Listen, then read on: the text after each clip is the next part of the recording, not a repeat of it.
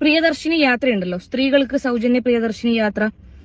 ഞാനും ചെറുതായിട്ട് ഇന്നൊന്ന് യാത്ര ചെയ്തു. ഒരു കാര്യം ഉണ്ടായിട്ടല്ല. പുതിയ ഇറക്കുമതി ഇന്ന് പ്രിയദർശിനി ബസ് എനിക്ക് ഉണ്ടായ ഒരു അനുഭവം ഉണ്ടല്ലോ, എന്റെ ദൈവമേ. നിങ്ങളൊരു അഡ്വഞ്ചർ ഒക്കെ ഇഷ്ടപ്പെടുന്ന ആൾക്കാരാണെന്നുണ്ടെങ്കിൽ, വീട്ടിൽ വെറുതെ ഇരിക്കുകയാണെന്നുണ്ടെങ്കിൽ ഒന്ന് ട്രൈ ചെയ്യും.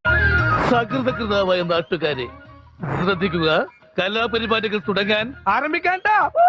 ഞാൻ ബന്ദിയോട് മുതൽ കാസർഗോഡ് വരെയാണ് ട്രാവൽ ചെയ്തിട്ടുണ്ടായിരുന്നത്. തിരക്ക് എന്നെല്ലാം പറഞ്ഞിട്ടുണ്ടെങ്കിലോ, ഞാൻ കുമ്പള വെടിക്കും പാലക്കുന്ന് പരണിക്കും അങ്ങനെ ഒരു തിരക്ക് കണ്ടു. ഞാനെല്ലാം തുറന്നു പറയുന്ന പ്രകൃതക്കാരന കേട്ടോ. ഓക്കെ, ഞാൻ ഇരുന്നതിന്റെ ഈ സൈഡിൽ ഇരുന്ന താത്താന്റെ മുക്കാൽ കുണ്ടിയും എന്റെ ഷോൾഡറിലാണ്. ഞാൻ ലാലേട്ടനെ പോലെയാണ് ഇങ്ങനെ ഇരിക്കുന്നത്. എന്നാലും ഞങ്ങൾക്ക് അത്ര വിശ്വാസം പോരാ. വേണ്ട, നീ വിശ്വസിക്കണ്ട. അതിന്റെ തൊട്ട് ഫ്രണ്ടിലുള്ള താത്താന്റെ ഫുൾ കുണ്ടിയും എന്റെ തൊടയിലാണ്. ഇതിനെ കുറിച്ച് രണ്ടു വാക്ക് പറ. ഇത് ഞാൻ തൊട ഇങ്ങനെ ഇടക്ക് അനക്കുമ്പോ പോലും അവര് മൈൻഡ് ചെയ്യുന്നില്ല. കാരണം മൈൻഡ് ചെയ്താൽ ഞാൻ എണീക്കേണ്ടി വരുമല്ലോ, എന്റെ തൊടേന്ന് എണീക്കേണ്ടി വരുമല്ലോ. ഗാലറി നമുക്ക് എതിരാണല്ലോടാവേ. അത് കഴിഞ്ഞിട്ട് കണ്ടക്ടറിനെ റിക്വസ്റ്റ് ചെയ്യാണ് ഓരോ സ്റ്റോപ്പിലും, ചേച്ചി അടുത്ത ബസ് പ്രിയദർശിനി തന്നെ വരുന്നുണ്ട്, ഇതിൽ സ്ഥലമില്ല.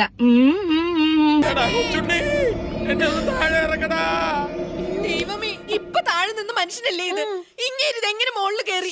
ഇതാണ് പറയുന്നത്, കണ്ടങ്ങിരിക്കുന്ന മണ്ടനെ കൊട്ടാരത്തിന്റെ മണ്ടയിൽ ഏറ്റുന്നതും പവാൻ. ഇതെങ്ങനെ കേറിയതല്ല, എന്നെ കേറ്റിയതാ. മുണ്ടക്കൽ ശേഖര എന്ന് പറഞ്ഞുകൊണ്ടാണ് സ്ത്രീകൾ തടിച്ചു കയറുന്നത്.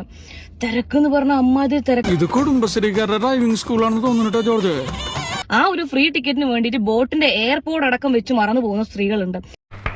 എല്ലാവരും ഇങ്ങോട്ട് നോക്കി. ഞാൻ ചോദിക്കട്ടെ, എന്തിനാണ് ഇങ്ങനെ ഒരു സൗജന്യ യാത്ര?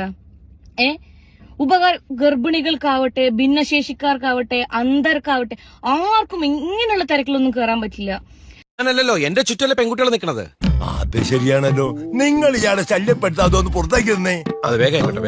ഈ സർക്കാരിനോടാണ് ഞാൻ പറയുന്നത്, നിങ്ങൾ ഇങ്ങനെയുള്ള സൗജന്യ യാത്രകളും കാര്യങ്ങളും അതൊക്കെ പ്ലാൻ ചെയ്യുന്നുണ്ടെങ്കിൽ അർഹതപ്പെട്ട എത്രയോ ആൾക്കാരുണ്ട്.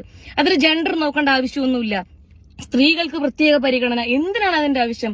ആരോട് ഇതിങ്ങനെ എത്ര വട്ടം പറഞ്ഞു? ഇറങ്ങാനും പറ്റില്ല. നമ്മളൊന്ന് ഇറങ്ങാന്ന് വെച്ചാൽ അതും പറ്റില്ല. അത്രക്ക് ജനങ്ങളാണ് ഈ പ്രിയദർശിനി ബസ്സില്.